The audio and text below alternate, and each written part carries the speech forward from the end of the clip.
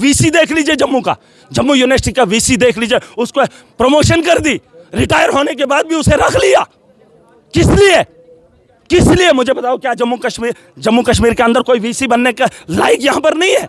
अरे बाहर का लाना, 60 साल के आदमी को आपको बिठाने की क्या जरूरत? और ये एक तामझाम भुन रहे हैं, कई सालों से जम्मू कश्मीर को लूट रहे हैं और आप सवाल नहीं पूछेंगे। स्कैम हो रहा है, धांधलियां हो रही हैं, लूट खसोट हो रही है। आम आदमी को लूटने से रोका, लेकिन खुद कितना लूट रहे हैं कोई हिसाब नहीं, कोई हिसाब नहीं। और ये मैं दावे के साथ बता रहा हूं, डंके की चोट पे बता रहा हूं, आप सुन लीजिए मेरी बात। अगर आज नहीं संभलोगे तो आने वाले कल में पछताओगे। मौत बरहक है, दुनिया में बहुत आए बहुत जाएंगे, लेकिन एक इतिहास छोड़कर जाऊंगा कि इस दुनिया के अंदर, इस दौर के अंदर जहां जुल्म इतना था, जहां लूट इतनी थी, वहां महराज अकेला इंसानियत की बात करता था और इंसानियत को जिंदा रखने के लिए बात करता था। इनको बता दो धर्म छोड़ दें, अब भाजपा छोड़ दें, अब काम करें। ये वो घर है जहां काम करना है, यहां वो बात नहीं कर रही है। आप बाहर बोलो, 370 बोलो, मोदी के गुण गाओ, लेकिन काम भी गिना। सरकार से पूछ रहे हैं, जनाब आपकी सरकार में 2010 में उसका चुनाव का प्रोजेक्ट बना था, वो लिफ्ट करना था, पूछो इनसे। उसमें तो जल जीवन मोदी का भी था, उसमें क्यों नहीं लाया? ये इनके बेहुदा सवाल मैं उठने नहीं दूंगा। आज तो मैं इसलिए खामोश था, मैंने सोचा मुझे मौका मिलेगा, वरना कल से जब ये लोगों को बेवकूफ़ बनाने के लिए यहाँ असेंबली में पूछेंगे या सवाल करेंगे, महाराज उनको वक्त वक्त पर टोकेगा। और इस भरम में ना रहें, चाहे जम्मू के यूथ, ये जो जिस तरीके से डॉक्टर रमेश्वर के साथ व्यवहार हुआ, उन नौजवानों को पूछना चाहता हूँ, क्या किया इन्होंने तुम्हारे लिए? सिर्फ धर्म के नाम पे तुम्हें उकसाएंगे। मैं जम्मू का हूँ, हम कश्मीर से नहीं है, लेकिन हम लोगों को भी ये बोलेंगे नहीं ये कश्मीर के हैं। जो जम्मू का उसे ये हिंदू है, इसलिए इसे टोका और वो उसका नाम लिया। क्या नाम था उसका? मक्खन दीन का। मक्खन दीन का नाम लिया तो गुनहगार हो गया। अरे इंसानियत के साथ खड़े हो जाओ। अगर नहीं समझोगे, दुनिया में रहना किसी को नहीं है, लेकिन इंसानियत अगर जिंदा नहीं रहेगी तो मैं तो याद अपोजिशन का आरोप है कि आपको खुश करिए बेटे, किसलिए कि जब भी बीजेपी का आरोप, देखिए सिर्फ आप जो है जब भी बीजेपी को रोकेंगे, आप जो है उठे, हाँ तो नहीं उठूं। जब इन्होंने कहा चनाब का पानी हमने लिफ्ट करना है, 2010 में प्रोजेक्ट बना है, इनको हक है पूछने का। अब आप नहीं पूछोगे यार, जिसका प्रोजेक्ट 2010 में बना, मोदी ने जल जीवन उसके बाद लाया, लेकिन जल जीवन में उस चनाब का पानी लिफ्ट होने के लिए जम्मू के लिए नहीं क्यों हुआ? और आज इस सरकार से ये पूछेंगे और आप बोलेंगे मैं टोकूंगा नहीं। इस सवाल के उठाने के लिए वक्त सदन यहाँ ऐवान में है।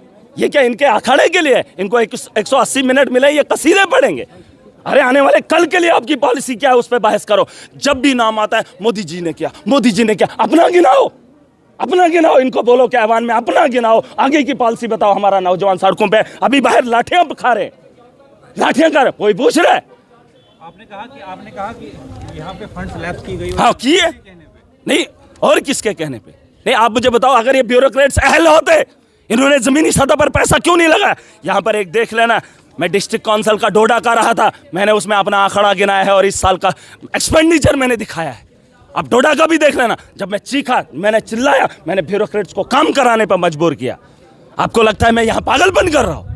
मैंने चीखा चिल्लाया, मैंने अपने डिस्ट्रिक्ट का हुलिया बदला, ब्यूरोक्रेट्स को ठीक किया, और यहाँ पर ये बैठे लोग, इनको भी ठीक करना मुझे आता है। लैब्स पैसा नहीं होना चाहिए, जितना है उतना यूटिलाइज होना चाहिए, ताकि आने वाले कल में हमें उन मुश्किलों से ना गुजरना पड़े। इनको बताओ बजट पे बहस करें। इनको कोई पता नहीं है मोदी के अलावा अगर इनको बहस करने आती है तो बात करें। क्या ये सवाल पूछना मेरा हक नहीं था जब जनाब को इन्होंने लिफ्ट करने की बात 2010 में की थी?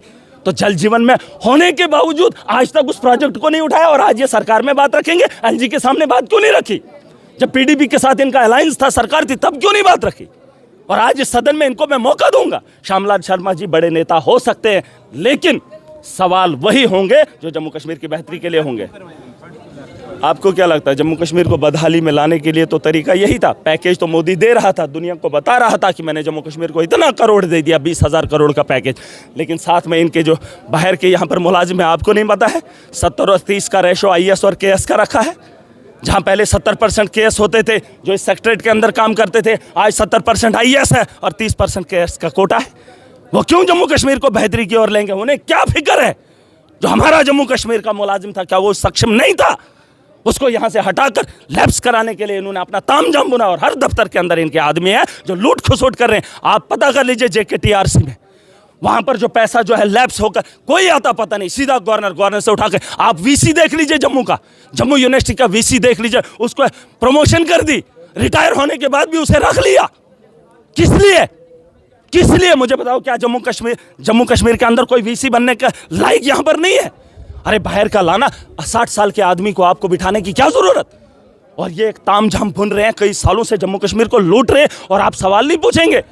स्कैम हो रहा है, धांधलियां हो रही हैं, लूट खसोट हो रही है। आम आदमी को लूटने से रोका, लेकिन खुद कितना लूट रहे हैं कोई हिसाब नहीं, कोई हिसाब नहीं। और ये मैं दावे के साथ बता रहा हूं, डंके की चोट पे बता रहा हूं, आप सुन लीजिए मेरी बात। अगर आज नहीं संभलोगे तो आने वाले कल में पछताओगे।